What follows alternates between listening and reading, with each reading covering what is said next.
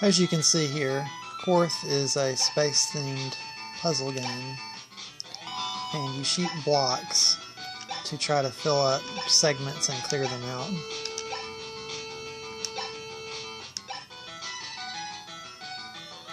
As you can see, the pieces will only disappear if you make them into something perfectly square or rectangular. Pretty decent puzzle game. It's got decent graphics and fairly catchy music. Ah, okay. So, what craft you choose actually does have an effect on the game, including, but possibly not limited to, changing the graphics and music for the game. Next up, we have the Addams Family, the Game Boy version of the movie adaptation. It's, it's an okay game. We'll get more into that later, but here we have a pretty good, 8-bit version of the classic Addams Family theme as it kind of goes through and gives you the basic premise of the game. Oh, and incidentally, you may have noticed the picture-in-picture and the hands-free. I now have a tripod and camera mount, which I've got set up, so this is my first opportunity to really let loose with that, so score. Anyway, back to the game.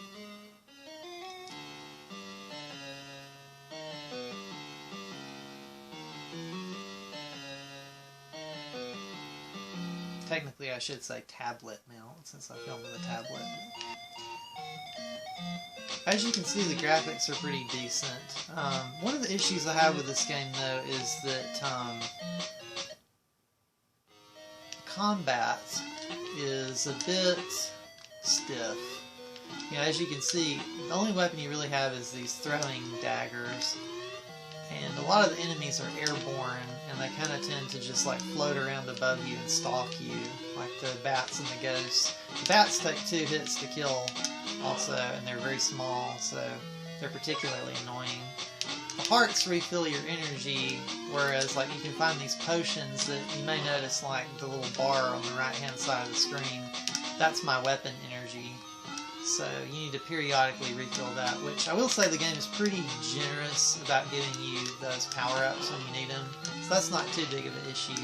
You can also stomp on some of the ground enemies, but it only stuns them, it doesn't truly kill them.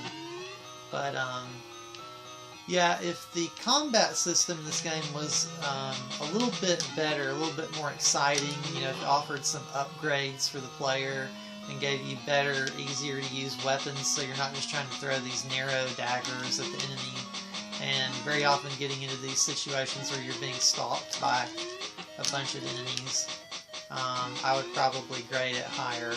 But this area out to the left is the cemetery area. I'm going out here because there's a boss that you can fight where you get a special item. There we go. Now this boss is, it's not really all that hard, but the problem is that its little projectiles that it throws at you will kill Gomez instantly. He just disintegrates into a pile of ash. So you have to be very, very careful not to touch those things. It's kind of hard with the hit detection because you can't always tell. You have to hit the boss in the head, but you can't always completely tell.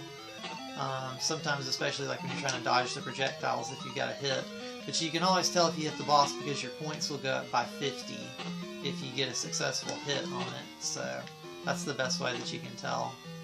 It'd be nice if they incorporated like a hit flash, but hey, it's a Game Boy game, what can you say?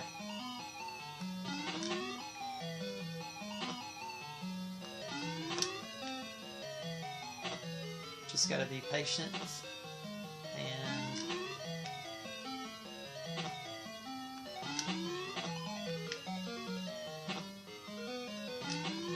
there we go. Success! Now, Wednesday will give you the golf club, which the game gives you a hint. I hope you can swim. That indicates what you can actually use the golf club for. Oh yeah, that's right, switch me to the golf club. You'd almost think by looking at it this is a weapon, but it is not. As you can tell, It does absolutely nothing to enemies if you try to hit enemies with it. It is merely an item that you can use to progress in the game. So now you have to go back to the mansion. So from here you could go back into the mansion, but I'm going to take a quick little detour over here to the right and touch on something interesting. So out this way is the woods, right? So if you go all the way over in the woods, notice at the edge of the woods you come to kind of an impassable area. If you try to cross this, it will kill you instantly. Across that is an interesting area known as the Beehive, which seems to be an area that they intended to be sort of like a secret area to go to after you finished all the other areas. What's interesting about the Beehive in particular is that you can get a special item if you go through the Beehive, but the Beehive seems to be sort of an unfinished level. If I remember right, it doesn't have a boss, and when you get this item, it's really only usable in one place and it doesn't really do anything for you. So it's just very, very peculiar. It kind of seems like maybe this game was a bit rushed and they wanted to add more to it. But rather than take the Beehive out, they left it in. You can kind of goof around with it and explore it if you feel so inclined when you finish the other areas. But, yep, that's basically the Addams Family. You just go through and play the different levels and rescue your different family members, and each one gives you a different little item that you need to progress through the game. It's an okay game. With a little more polish, it could have been really good, I think. Moving on, we have Walt Disney World Quest Magical Racing Tour. A game which, surprisingly, seems to be developed by Crystal Dynamics. So, we'll jump in here with Jiminy Cricket. And many of the other Disney characters, some familiar, some new faces. We have Chip and Dale here, which I love. I was a huge fan of Rescue Rangers, so far so good, right? And there's Chip, and as you can see, some people you've probably never heard of. There's Dale, and some hidden unlockable characters, and more people, yeah, that you've probably never heard of.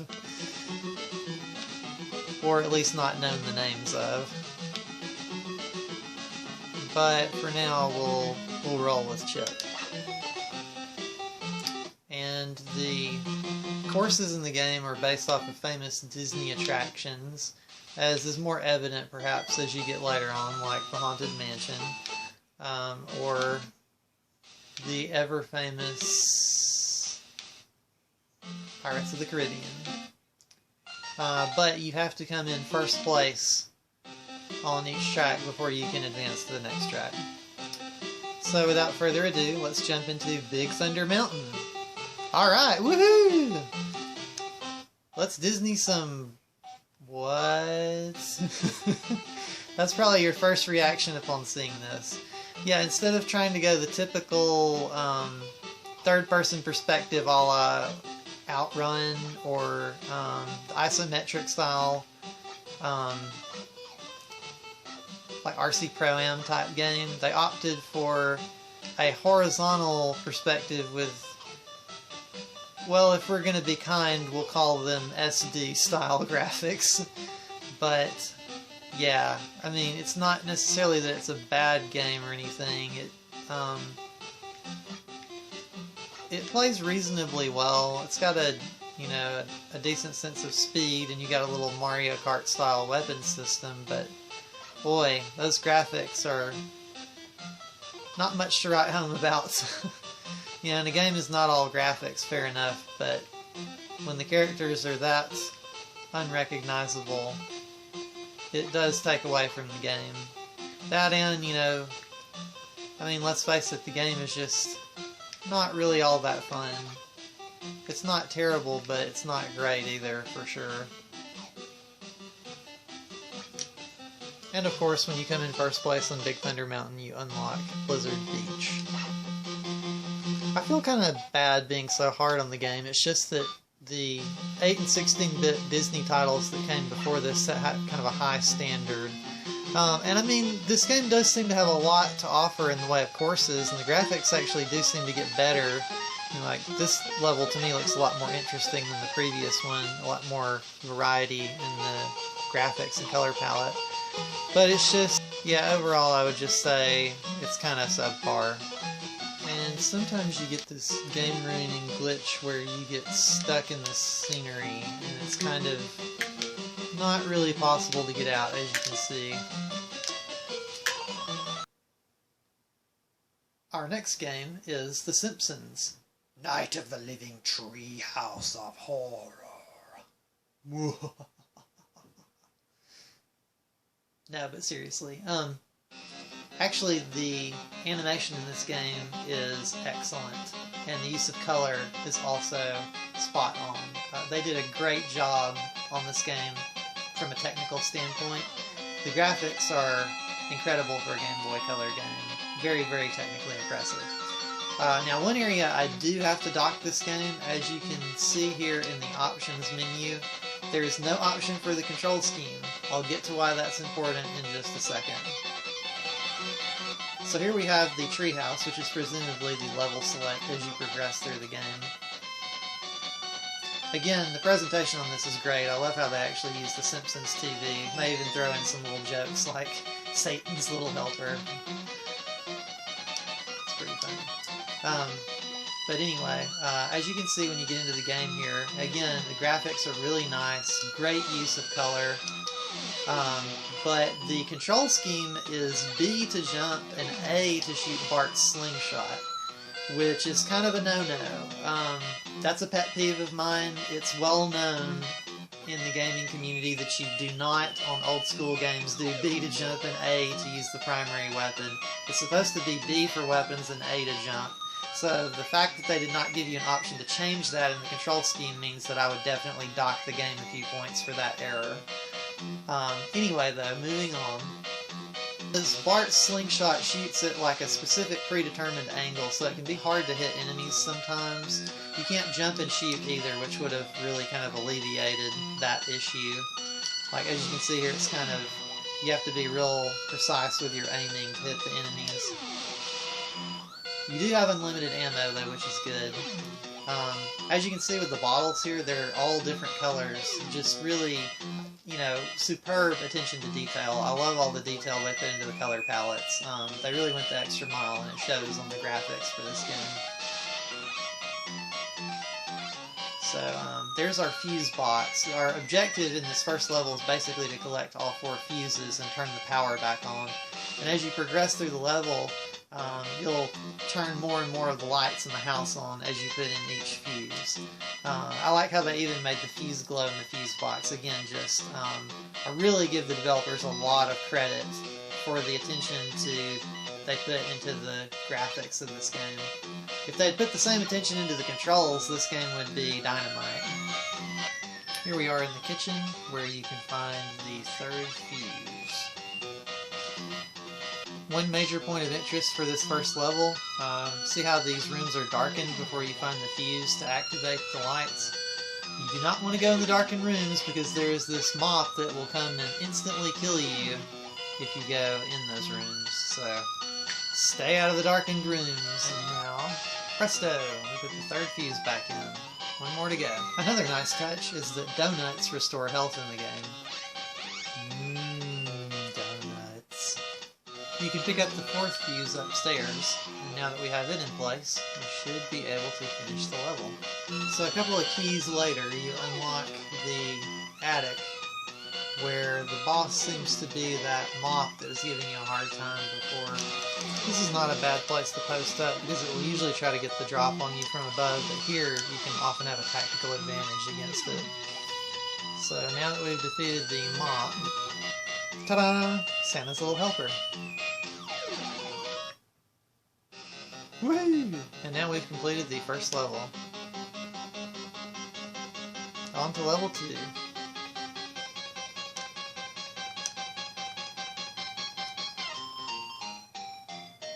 He plays Maggie. That's funny. Yeah, all in all, this is a pretty good game. It's got some control issues, like I said. I don't like the control scheme. There's some cheap issues with enemies hitting you, like as soon as you enter and exit doors. There could be an upgrade system for the shot, so you didn't just have that single, you know, fixed arc shot. You know, it would be nice if you could upgrade the weapons, and if you could, you know, shift the angle up and down to hit enemies above or below you, because you end up in situations where you can't hit an enemy that's flying around above you, which is really irritating. But other than that, this is a pretty good game overall. I would say I'd probably give it like a B. It's pretty creative and uses the graphics very well. If they just ironed out the control issues, this could have easily been an A title for the Game Boy Color. Can you tell I like Konami Ultra games? Second one this episode. No, but we have Nemesis, which you could say is loosely a conversion of Gradius. We'll get back to that in a second, though. As you can see here, Nemesis actually has a very nice little options menu for a game from 1990. You can adjust your starting stage, level, lives, all the way up to 99, which is extremely generous. You can toggle auto fire off and on, and again, curiously, the shot button is set by default to A instead of B, but you can switch that. Simpsons designers. But anyway, moving on. So as you can see, the first level of Nemesis is extremely similar to the first level from Gradius. In fact, you could basically call it an abridged version of the first level from Gradius. Back to the distinction between Nemesis and Gradius. So when Gradius was originally released, in some areas outside of Japan, they called it Nemesis instead of Gradius. Then, when the MSX version came out, it had some content differences, such as like an extra stage, and they called it Nemesis instead of Gradius also. Then they called the Game Boy Gradius game Nemesis, perhaps to give it some distinction against the NES version. I don't know, it's hard to say for sure. But the whole thing got very convoluted, and I think they just ended up eventually kind of dropping the Nemesis name. But the short version of that story is just basically that the terms are used interchangeably for the same series. So that's how you ended up with Nemesis and Gradius. It's not exactly the first Gradius game. The first stage starts out very similar, but then the later stages and bosses are different. So it's just kind of more like Game Boy's version of Gradius. It's a unique game and worth owning if you're a fan of Gradius. And if you're patient enough, you can upgrade your ship quite dramatically so that you can survive the most intense of onslaughts.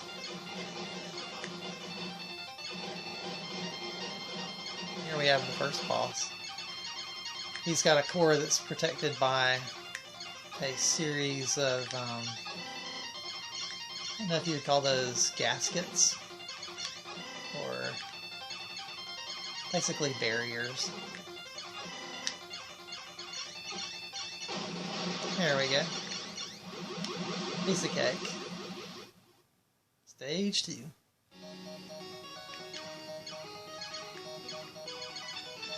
So yeah, overall, this is a pretty nice little conversion of Gradius for the Game Boy, especially for the time that it was made. So this was definitely worth picking up. These have been our Game Boy games for the day. Thank you again for watching, and see you next week.